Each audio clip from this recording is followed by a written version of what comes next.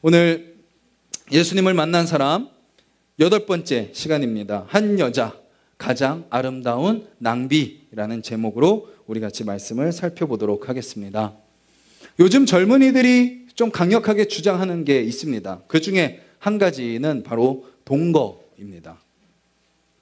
동거에 대해서 여러분들의 생각은 어떠신가요? 결혼을 해봤더니 좀 살아보고 할 걸. 혹시 이런 생각하는 분 있지 않으세요? 젊은이들 생각이 바로 그래요. 평생을 살 건데 좀 동거를 해봐야 되지 않습니까? 이 사람이 어떤 사람인지 알아야 후회하지 않지 않습니까? 그런 주장으로 동거를 합니다. 그런데 여러분 결혼하신 분들 살면서 느끼시는 게 뭐죠? 살면 살수록 알겠든가요? 아니면 모르시겠든가요? 살면 살수록 모르죠. 예. 이 모습인 줄 알고 사랑하면서 결혼했는데 알고 봤더니 그 모습이 없는 거죠. 동거를 한 청년들의 대부분의 결론이 뭘로 끝날까요? 그래 이렇게 살아봤으니까 이제 이 사람이랑 결혼해야지가 아니라 결혼 못하겠구나 라는 결론을 많이 내립니다. 왜요? 살아봤더니 할 게 못 되는 거죠. 결혼은요 계약이 아닙니다. 결혼은 뭐죠? 언약입니다. 서로를 향한 신실함으로 서로 평생을 함께하기로 약속하는 것이 결혼입니다. 즉 뭐예요? 상대방이 어떤 모습일지라도, 내가 모르는 모습이 나온다 할지라도, 심지어 내가 싫어하는 모습이 나온다 할지라도 사랑하기로 결단하는 것이 뭐예요? 결혼인 거죠. 그래서 결혼은 한편으로 모르고 결혼하는 게 복입니다. 어차피 살아도 모를 거 계속 그 마음을 갖고 모르는 상태로 주님 앞에 맡기며 시작하는 게 오히려 더 복될 수 있는 거죠. 사랑에도 종류가 있죠. 어떤 사랑이 있나요? 만약에 라는 사랑이 있습니다. 조건을 따지는 사랑이죠. 또 두 번째는 어떤 사랑인가요? 때문에 사랑입니다. 나한테 어떻게 해주기 때문에 사랑하는 거죠. 세 번째 사랑은 뭐죠? 그럼에도 불구하고의 사랑입니다. 요즘 점점 더 이 시대가 어떤 사랑을 추구하나요? 만약에 때문에 사랑을 추구합니다. 만약에 그게 없으니까 끝나고 그 때문에가 없으니까 끝나는 거죠. 그리고 무엇을 추구해요? 에로스적인 사랑을 추구합니다. 쾌락, 육체적인, 자극적인 사랑을 추구하죠. 그런데 그럼에도 불구하고의 사랑은 어떤 사랑이에요? 아가페의 사랑입니다. 즉 그대로죠. 어떤 모습이라도 사랑하기로 약속하는 것. 그것이 성경이 이야기하는 진정한 사랑이죠. 오늘 본문은 예수님을 그렇게 사랑한 한 여인의 이야기입니다. 그리고 그 사랑하는 여인을 향해서 제자들의 어떤 반응을 보이는지가 나옵니다. 또 그 여인을 향해서 예수님이 뭐라고 이야기하시는지, 그 이야기가 바로 오늘 우리가 읽은 그 본문의 내용입니다. 이 여인의 모습을 통해서요, 우리가 한번 나에게 질문해 봤으면 좋겠습니다. 나는 정말 주님을 사랑해서 이 자리에 앉아 있는가? 나는 정말 주님을 사랑해서 신앙생활하고 있는가? 습관이나 의무로 하고 있지는 않는가? 아니면 나의 만족과 나의 어떤 목적을 위해서, 내가 바라는 것을 얻기 위해서 신앙생활을 하고 있지는 않는가? 그리고 말씀을 통해서 정말 예수님을 사랑함으로 그 사랑 안에서 하는 신앙생활로 나아가는 그런 시간이 되었으면 좋겠습니다. 습관과 의무감을 초월해서 나의 만족과 목적 다 없어져도, 나의 기준 다 없어져도 오직 주님 한 분만으로 충분한 신앙생활, 그런 신앙생활로 나아가는 귀한 시간이 되기를 간절히 소망합니다. 오늘 본문의 배경은 이래요. 6절에 보시면 뭐라고 나와 있냐면, 예수께서 베다니 나병 환자 시몬의 집에서 계실 때에. 지역은 어디죠? 베다니. 누구의 집이죠? 나병 환자 시몬의 집입니다. 베다니라는 동네 자체가요 나환자촌이었다고 해요. 예루살렘에서 좀 떨어진 지역이고요. 거기 이제 나병, 그때는 뭐 예방도 없고 뭐 치료할 수도 없으니까 그 걸린 사람들끼리 모여 살던 동네였다고 합니다. 지금도 나병 환자는요, 평범한 삶을 못 살죠. 근데 그 당시는 더 심각했죠. 뭐 내 육체가 썩어서 떨어지는 거는 그 고통은 두말할 것도 없고 사회적으로 격리당했습니다. 지금 아이들 중에 뭐가 유행하고 있나요? 독감이 유행합니다. 독감 걸리면 며칠 격리돼야 되나요? 5일. 보니까 이제 격리된 아이들이 괴로운 게 아니라 그 격리시키는 부모가 괴롭더라고요. 아이들은 오히려 만세를 부르고 좋아하고 부모님들이 아이들을 돌보느라 힘들어 하시더라고요. 그 5일간의 격리도 힘든데 나병을 걸린 사람들은 그 순간부터 언제까지 격리해요? 죽기까지 격리죠. 그리고 그 당시는 그것이 종교적으로도 정죄받았습니다. 너 무슨 죄를 졌으니까 너한테 나병이 찾아온 거야. 무슨 죄 졌는지 평생 회개하면서 살아. 죄값을 치러 라고 이야기하는 것이 그 당시 문화였죠. 그렇게 나병 환자는 육체적, 사회적, 종교적으로 완전히 아무런 소망이 없는 사람들이었습니다. 그런데 예수님은 어디 계신다고요? 그런 나병 환자의 집에 계십니다. 물론 이미 이 사람은 치료를 받았겠죠. 그래도 그 동네는 나병 환자 동네죠. 저는 찬송가 96장을 좋아해요. 제가 전에도 한번 불러본 적이 있는데 이런 찬양입니다. 그 중에 2절인데요. 예수님은 누구신가? 약한 자의 강함과 눈먼 자의 빛이시며 병든 자의 고침과 죽은 자의 부활되고 우리 생명 되시네. 예수님은 약한 자, 눈먼 자, 병든 자, 죽은 자의 구주이십니다. 그런 자들을 위해 오셨어요. 나는 하나님의 아들이니까 대우받아야 돼 하지 않으셨어요. 처음부터 끝까지 이 땅에 아무 소망 없는 자들에게 찾아가셔서 그들에게 유일한 소망이 되어주신 분이 바로 예수 그리스도이신 거죠. 그 예수님이 여러분들의 주인이십니다. 믿으시나요? 정말 그 주인으로 모시고 산다면 우리는 뭐에 빠지지 않아요? 시험에 빠지면 안 됩니다. 유혹에 넘어가지도 않습니다. 절망의 깊은 구렁텅이에 빠져 있지도 않습니다. 바울처럼 고백하는 거죠. 뭐라고 고백해요? 그러므로 도리어 크게 기뻐함으로 나의 여러 약한 것들을 뭐하노니? 자랑하노니. 이는 그리스도의 능력이 내게 머물게 하려 함이라. 그러므로 내가 그리스도를 위하여 약한 것들과 능욕과 궁핍과 박해와 공고를 기뻐하노니 이는 내가 약한 그때에 무엇이라? 강함이라 라는 거죠. 그렇게 예수님은 베다니 나병 환자의 집에 계셨습니다. 그런데 갑자기 한 여자가 예수님께 와서 기름을 예수님의 머리에 붓습니다. 한번 상상해 본다면 너무나도 황당한 상황인 거죠. 그 당시에 식사는 어떻게 했냐면요, 그 유대 문화는 우리처럼 이렇게 앉아서 식사를 하지 않았습니다. 쿠션을 이렇게 다 놓고 팔을 이렇게 괴고 옆으로 누워가지고 이렇게 식사를 했습니다. 그러니까 조금 더 자연스럽죠. 예수님이 이렇게 딱 기대고 있을 때 그때 다 머리가 길었기 때문에 그 뒤에 와가지고 이렇게 앉아있는 사람에게 붓는 것보다 조금은 자연스러운 것처럼 보입니다. 그런데 그럴지라도 이 상황 자체는 너무나도 황당한 상황입니다. 가끔 축구 경기를 보면요, 갑자기 선수가 아닌 인간이 뛰어다니는 걸 볼 수 있어요. 누구죠? 갑자기 관중이 난입한 거죠. 난입해서 막 흔들면서 막 돌아다닙니다. 그러면 이제 선수들은 황당해서 시합을 멈추고 이제 관리하는 사람들이 끌고 가가지고 이제 그 사람을 잡아서 끌어냅니다. 좀 지금 식사 자리의 분위기가 좀 그런, 모두가 벙찐 거예요. 이거 지금 뭐지? 분위기 좋게 식사하는데 갑자기 한 여자가 들어와 예수님의 머리에 기름을 붓는 모습을 보고 다들 먹던 걸 멈추고 그 광경을 바라봤겠죠. 그 여인이 예수님께 부은 것은 무엇인가요? 성경은 향유라고 표현합니다. 향유는 말 그대로 향기가 나는 기름입니다. 지금 여자분들이 쓰는 향수와 비슷하겠죠? 지금도 좋은 향수는 어떤가요? 비싸죠. 그리고 향수는 얼만큼 써야 돼요? 요만큼 써야 됩니다. 많이 쓰면 오히려 냄새가 더 독하죠.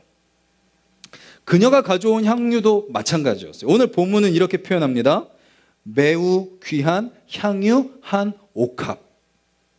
마가복음에도 이 이야기를 동일하게 기록하는데 이렇게 표현합니다. 매우 값진 향유 곧 순전한 나드 한 옥합. 요한복음에도 동일하게 표현해요. 지극히 비싼 향유 곧 순전한 나드 한 옥합. 한 근. 이러한 표현들만 봐도요, 그녀가 가져온 향유가 얼마나 귀하고 얼마나 값비싼 것인지 우리는 예상할 수 있습니다. 그리고 그 당시에는요, 향유가 가장 귀한 혼수였다고 합니다. 결혼을 하기 전에 처녀가 준비하는 혼수 중에 가장 귀한 것이 향유였다라는 거죠. 그런 향유를 예수님께 부은 겁니다. 왜 부었을까요? 그 당시 여인들에게 가장 중요한 신체 부위 중에 한 군데는 바로 머리카락이었다고 합니다.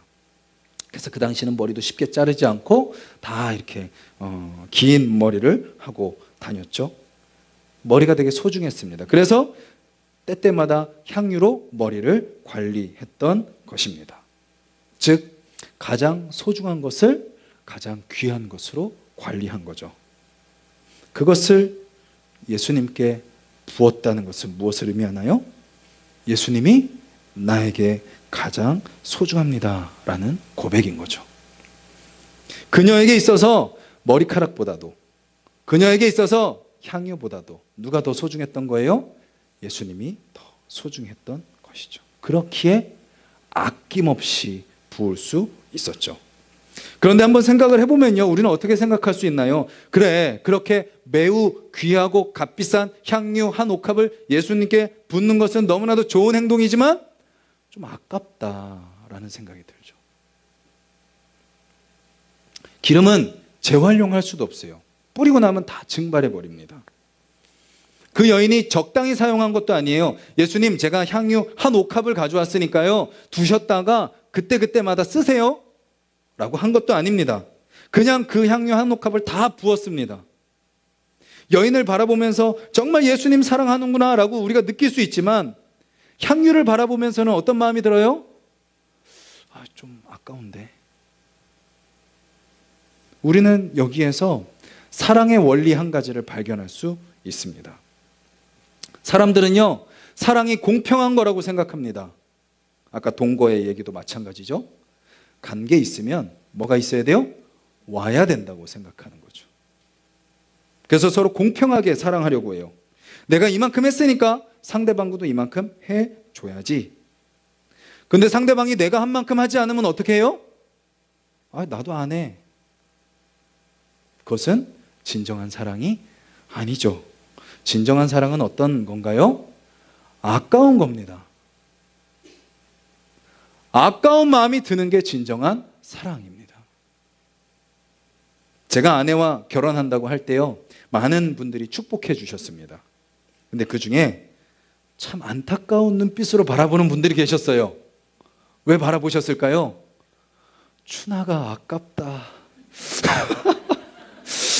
추나가 아까운데 모든 거 다 비교해 봤을 때 추나가 아깝다. 저도 인정합니다. 제 아내가 많이 아깝습니다. 그럼에도 불구하고 저와 결혼해 줘서 너무 고맙습니다. 사랑은 공평할 수가 없습니다. 아깝고요, 일방적입니다. 그렇다고 해서 억울하지 않아요. 왜요? 사랑하기 때문에. 혹시 아까워하고 억울해한다면 그것은 진정한 사랑이 아닌 거죠. 예수님을 향한 여인의 그 사랑의 표현이 너무 아까워 보여요. 그럼에도 불구하고 그녀는 예수님을 진심으로 사랑했기에 아까워하지 않았습니다. 그녀가 할 수 있는 최고의 사랑의 표현을 예수님께 한 거죠. 근데 그 여인을 바라보는 사람들이 있었죠. 누구죠? 제자들입니다. 그들은 어떻게 반응했을까요? 제자들은 누구죠? 예수님을 위해 자기의 부모, 형제, 재산, 소유, 자신의 모든 삶을 버리고 예수님을 따르기로 한 사람들입니다. 그들도 예수님을 너무 사랑했기에 그렇게 자기의 모든 것을 드리는 그 여인을 바라보면서 같이 감격하고 기뻐하고 그 사랑을 함께 누리는 자리가 되어야 될 텐데 그들은 어떻게 반응하죠? 8절에 보시면 이렇게 표현합니다. 제자들이 보고 뭐 하였나요? 분개하여. 그들은 분노합니다. 이렇게 갑자기 예수님한테 와서 기름을 붓는 여인의 모습도 너무 당황스러운데 그 예수님을 향해 온전한 사랑의 표현을 하고 있는 그 여인을 바라보며 분노하는 제자들의 모습도 당황스러워요. 그들은 다 버리고 예수님을 따른 사람들이에요. 그 당시 그 어느 누구도 제자들과 비교해서 예수님을 사랑한다고 이야기할 수 있는 사람이 없을 정도로 예수님을 사랑한다고 보여지는 사람들이었습니다. 그런데 예수님께 나와 자신의 가장 소중한 것을 아낌없이 드리는 그 여인을 바라보면서 제자들이 하는 반응은 뭐예요? 이렇게 이야기해야 되잖아요. 아, 여인이요, 참 잘하셨습니다. 사랑하는 분에게 가장 좋은 것을 아낌없이 드리는 그 모습은 너무 귀한 일입니다. 우리도 그렇게 우리의 모든 것을 버리고 주님을 따랐습니다. 주님께 드렸습니다. 당신도 그렇게 하는 모습을 보니까 너무 반갑고 귀합니다.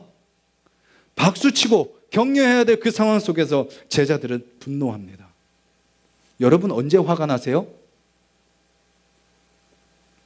언제 화가 나시죠? 상대방의 모습이 내 생각과 다를 때 화가 납니다. 상대방의 모습을 이해할 수 없을 때 화가 납니다. 심지어 그 중에 한 제자는 이렇게 얘기해요. 무슨 의도로 이것을 허비하냐? 무슨 말이에요? 영어로는 what a waste입니다. 왜 이렇게 쓸데없는 짓을 하냐? 라는 말이죠. 제자들의 눈에 비친 그 여인의 행동은 뭐였어요? 낭비였습니다. 낭비는 뭐예요? 재물이나 시간을 쓸데없이 헤프게 쓰는 것이 낭비입니다.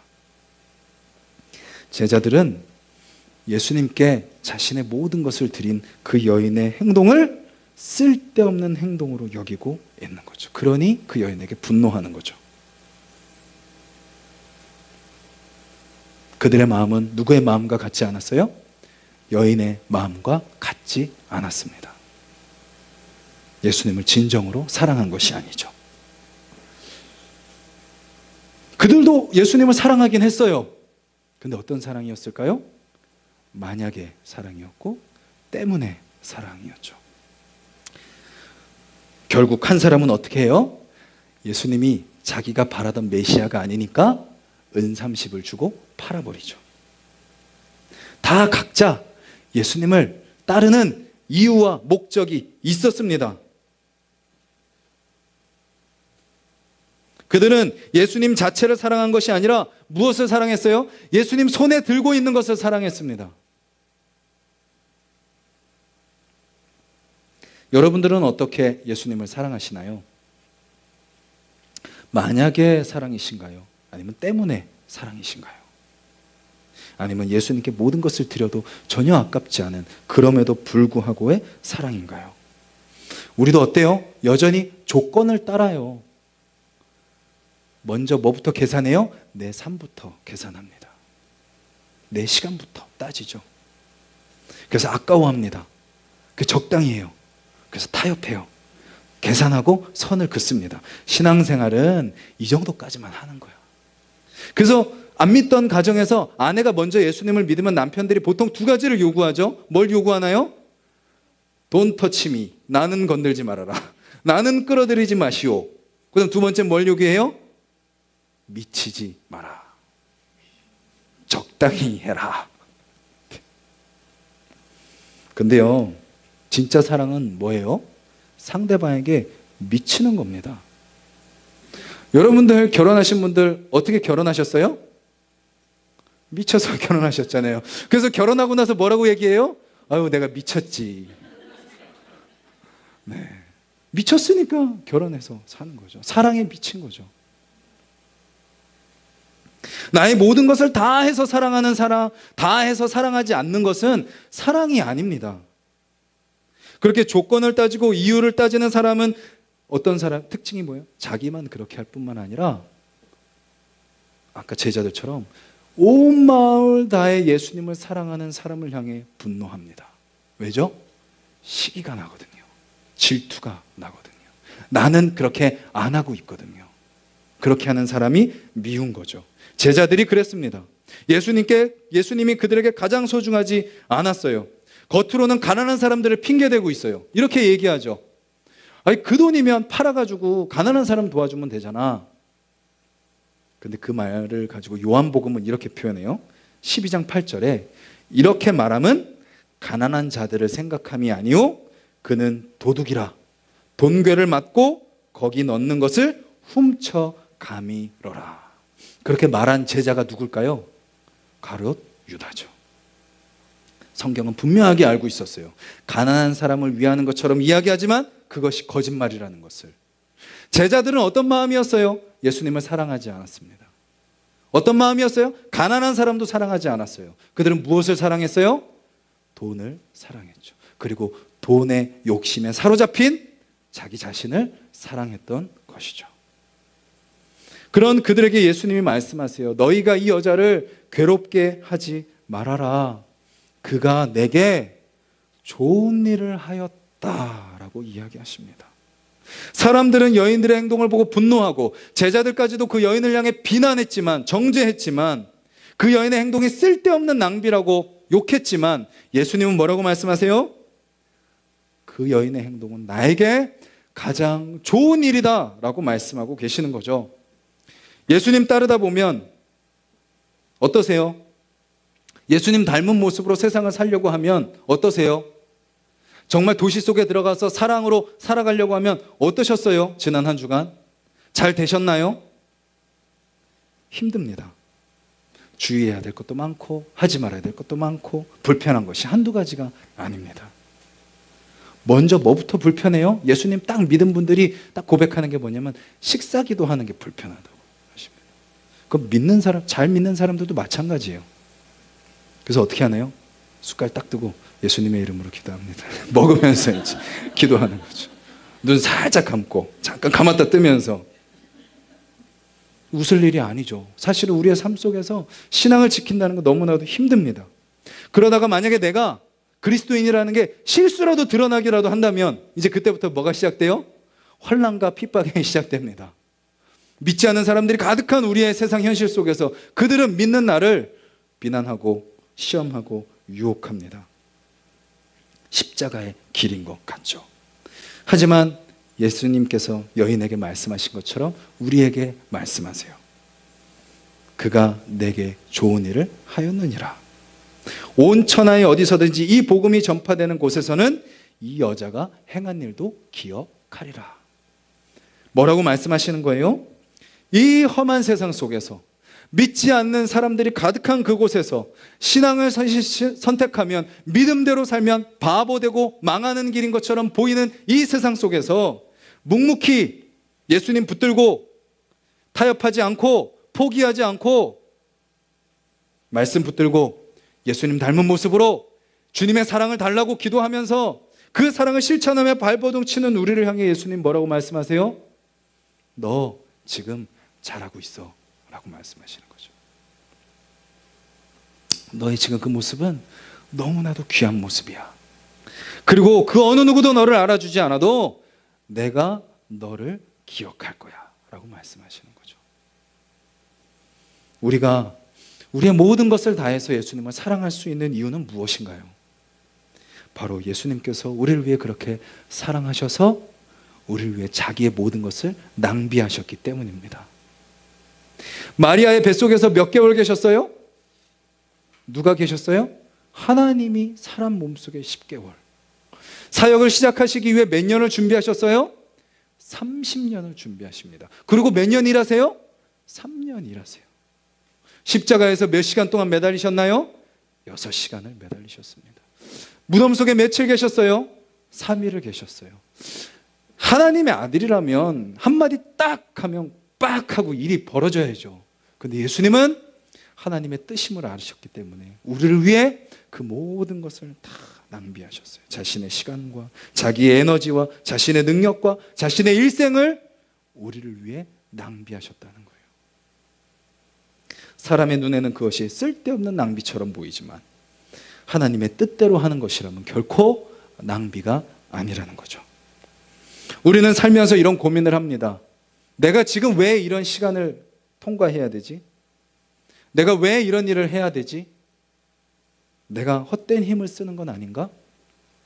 시간 낭비는 아닌가? 지금 이 시간이면 더 많은 돈을 벌 수 있고 더 많은 사람을 만날 수 있는데 고민되고 이해되지 않고 때로 화가 납니다. 하지만 하나님께서 예수님의 그 모든 일생을 낭비처럼 보이는 그 순간을 아무 의미 없는 것으로 사용하지 않으셨듯이 여러분들이 지금 통과하고 있는 지금의 이 시간, 주님을 위해 쏟고 있는 여러분들의 그 마음, 주님을 위해 살고자 하는 그 결단, 그 시간, 그 에너지, 그 노력, 그 모든 물질, 그 모든 것이 결코 아무 의미 없다고 하지 않으신다라는 것이죠. 그것이 주님의 말씀을 따라 주님 안에서 주님을 위해 드리는 것이라면 그것 당장은 낭비인 것처럼 보일지 몰라도 하나님은 그것을 뭐라고 말씀하세요? 가장 아름다운 일이라고 말씀하고 계시는 거죠.